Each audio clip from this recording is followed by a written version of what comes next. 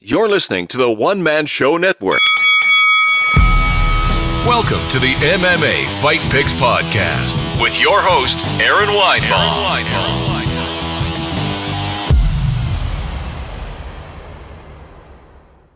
Hey kids, and welcome to the MMA Fight Picks podcast. I am your host, Aaron Weinbaum, and sorry we are a little bit late getting the podcast out. I will have it out immediately after this broadcast. I like to do these things on Wednesday nights, but it is what it is. What's up, Dave?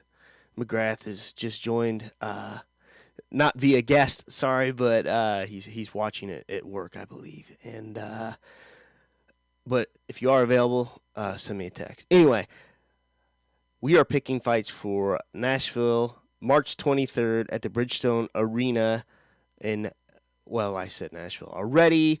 And for those of you on the YouTube, feel free to hit subscribe. Anyone on Periscope, feel free to say hi. And for new listeners over at MMA Torch, thank you so much. And what's up, Dave? And, welcome new listeners. And if you want to find out more about me, you can go to AaronSaysWhat.com. And, of course, this podcast is hosted primarily on Spreaker. That's it. That's all the plugs for today. First up, Randa Markos versus Angela Hill. I picked this fight because I think Angela is very entertaining and underrated. She's only had... Oh, I take that back. I'm looking in the wrong spot. What? That's what happens when we go live, people. All right, Randa Markos had a draw against Marina Rodriguez. Loses to Nina Anzornoff. She's no joke. And has a win over Juliana Lima. Lost to Alexa Grasso before that. That's way back in 2017. Angela Hill has alternated some wins and losses here and there. Last losing a split decision to Courtney Casey. I don't know about that one. Wins against Marina Moroz. And then she has a loss against Nina as well. But beat Ashley Yoder back in July 2017. Man, oh man, this is a tough one. I think I'm going to have to probably go with Angela Hill on this one. I think she's had a little stiffer competition in her time. She's certainly tried to stay more active. I can't say that she has stayed more active. But I think she's training. I got it. I got Angela Hill. Angela Hill, argue with me if you want. So next up, Frankie Saenz against Marlon Vera. All right, let's go with Frankie first of all. Frankie has not been all that active. He has losses against Uriah Faber, not a prime Uriah Faber, Eddie Winland. But he does have wins over Rob Davashile. I don't think he's no joke. And last up, Henry Bruins. I'm not so sure on him, but Marab, of course, training out of Serra-Longo, Long Island boys. Let's see here, Dave. Feel free to chime in on this one if you are able to type. But I'm gonna have to go probably. I'm thinking here. Let's see, Marlon Vera won against Guido Canetti. Luigi Baran loses to Douglas Silva de Andrade, loses John Lineker, rather. But if I'm going to go strength of schedule, and, the one that stands out to me is Marab. But then you got Marlon, who's fought just a bit more frequently. He last fought in November. Frankie it's almost been a year. I mean, it'll be a year in May. Ooh. I think I'm going to go strength of schedule here, and that seems to serve me well. I'm going to go Frankie Saenz winning this one. All right. In the next up, the fight, of course, that will challenge my pronunciation skills. Jussier Formiga against Deiveson Figueiredo. All right. I probably butchered that, but that's as good as I get. This is a really underrated fight, and I'm very much looking forward to it. It's a flyweight fight, obviously. You got Jussier Formiga, who's had 3 wins in a row, including Sergio Pettis, his most recent one, Ben Nagayan, Oko Sasaki. He hasn't lost since Ray Borg, March 2 years ago. It's pretty impressive. And he has a win over Dustin Ortiz. No joke. A split decision loss against the now champ, Henry Cejudo. So, no joke, obviously. And then Figueiredo. Wins against John Moraga, Joe Morales, Jared Brooks. Never been defeated. But, you look at the who's who of the fights here. You know, Jussier's, he's been against some tougher competition for sure, and I don't see how Figueiredo gets past him. So I'm gonna go Formiga, but I think this could be a wild fight, and nothing would surprise me. I love the flyweights. I hope that the rumors of them getting dissolved, the flyweight division in the UFC, is false. And of course, I can't talk about the flyweights without talking about Henry Cejudo, and then TJ Dillashaw. He just got popped for something. I think he did relinquish his title very quickly, so he is no longer the Bantamweight champ. So then that belt is now vacated. It'll be interesting to see if we got a Marias versus Cejudo, or maybe somebody comes in for the vacant belt like Aljamain Sterling, which would be awesome as well. But it's interesting to see if they're not going to do the flyweights anymore. You would think Cejudo's in there since he was getting that shot anyway. I don't know what's fair. I know what's right, but it's about making dollars and cents these days for the UFC. But yeah, I think TJ, I don't know what he did. I don't know what he's accused of. Maybe it's foot cream like Mendez or whatever it was, skin cream.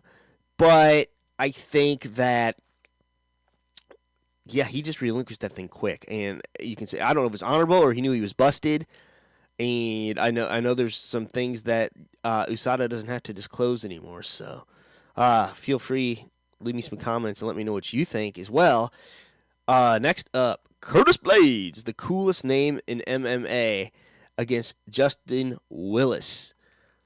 So, Curtis Blaydes, he got knocked out badly in November in Beijing, China, obviously against Francis Ngannou. I thought he was going to come back and win that because Ngannou was coming off 2 losses. Obviously Stipe and that awful Derek Lewis fight, and I'm saying awful because it was awful. And then Justin Willis hasn't lost since 2012. Man, he's beat Mark Hunt, Chase Sherman, Alan Crowder. But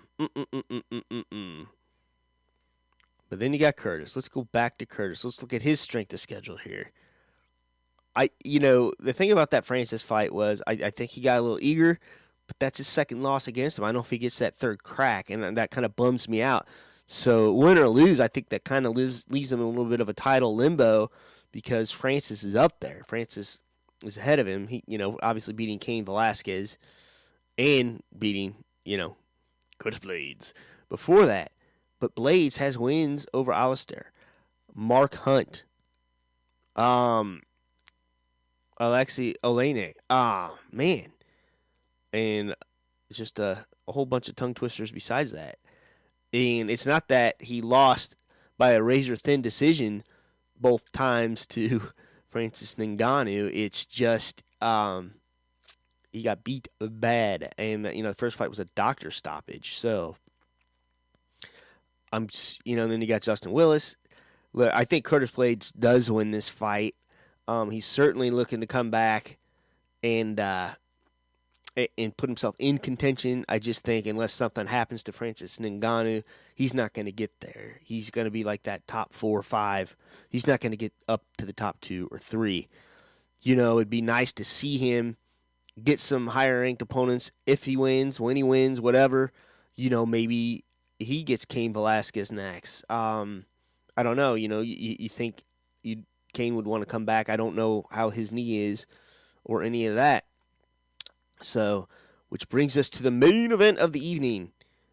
Stephen Wonderboy Thompson versus Anthony Showtime Pettis. Pettis This will be his third weight division in the UFC. He's been at featherweight, lightweight champion formerly, and now he's moving up to welterweight. I don't know if I like this, and I don't know if I believe that he is, as of a few days ago, 180 pounds. I don't know if he gets that big, and here's how you're going to know. He's going to step on that scale, and if he weighs like 167, 168 pounds, he was lying. He was lying, like, and Conor was kind of the same deal, and Conor didn't really lie. He didn't say how heavy he was ever. He just stepped on that scale at welterweight, like 167, 168. Thompson, I don't think he's the biggest of the biggest welterweights out there. So, let's run back a little bit here what Showtime has done here recently. Or I'm sorry, Stephen Thompson first, okay. Lost to Darren Till. Didn't think he really lost to Darren Till, but it is what it is. It shows up as a loss on his record. It was a decision. Beats a, 3-piece in a soda. He took his own against Masvidal. He handled him pretty good. By the way, how tough is Masvidal? I picked that way wrong. I thought he was going to get beat by Darren Till. He almost got beat by Darren Till, but, 3-piece in a soda. If you don't know what I'm talking about, look it up.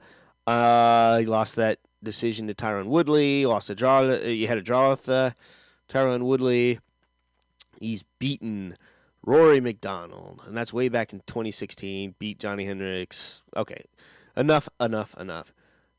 Pettis, he lost a tough one to Tony Ferguson. His corner stopped it. I thought that was the right thing to do. He had a broken hand. I didn't think he was going anywhere.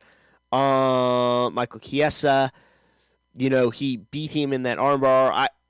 I don't know how depleted Chiesa was. This was the second time for this fight, him cutting weight in very short order since the dolly through the bus incident with Conor McGregor. And yes, Dave McGrath was correct. He picked that correctly. The Masvidal Till fight. But how'd you do on the Leon Edwards Gunnar Nelson fight? Yeah, I got that one right. And as much as I wanted Gunny to win because that fantastic hot yoga video or wherever the hell it was. Where was I? Yeah, so I'm not sure how good a shape Chiesa was. He missed weight. I think he was depleted anyway. He's been at since welterweight and beaten Carlos Condit. Loses Dustin Poirier. He had that weird rib injury. Kind of tweaked it a little bit. Beat Jim Miller decision. Loses to Max Holloway. Obviously trying to go down to 145 pounds. And he only made 148. Oh, Dave McGrath still giving me trouble here. Let's see what he has to say. He was 1-8. Awesome. I don't know what my stats were. If there's any Torch stat keepers out there or MMA Fight Picks stat keepers out there, feel free to let me know how I did. That's awesome.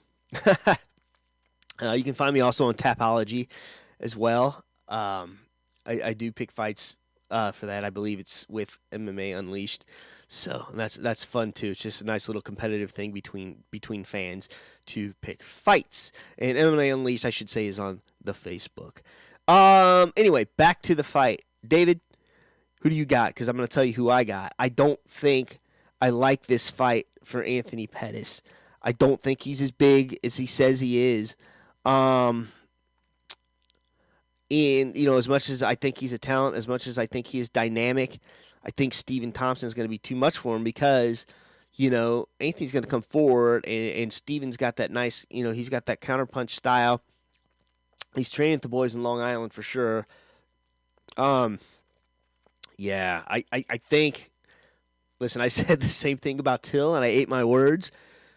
Too big, too strong, too long for Showtime Pettis. But, this is not going to go to the ground probably. But if it does, depending on what positions you get, I think if Pettis gets on top, I think he's got a better shot. I think he's got the better jiu-jitsu, but he's got to get him down. And, Woodley made it an ugly fight. It's not like he took Stephen Thompson down at will, and obviously he's a much better, bigger wrestler than Anthony Showtime Pettis. But I'm going to go with the natural welterweight here. I don't think that Pettis has his eyes on welterweight. In the future, I think he wants to go back down to lightweight, but, he's just eyeing this as a payday. He's eyeing this as a fight he thinks he can win. And, so for sure. I got Stephen Thompson on this, and if you disagree with me, you disagree with me. That's cool. So, let's see. I think Dave's chiming in here. Wonderboy is one of the most underrated fighters in MMA. He probably, let's see, he probably wins, outpoints him who has gotten Wonderboy down. That's exactly what I said. Good point, Dave. We should have worked this out to do live. Maybe next couple weeks we can. Yeah, Woodley didn't. So that's it. That is it for this week's MMA Fight Picks. So thanks again, new listeners over the torch. Like I said, you can find me over at aaronsayswhat.com. Click on the MMA Fight Picks tab, and my regular listeners can still find me the same way through subscribing to MMA Fight Picks on just about anywhere in the world you want to listen to it. And until next time, shalom. Please remember to support the podcast by visiting the affiliate links on aaronsayswhat.com.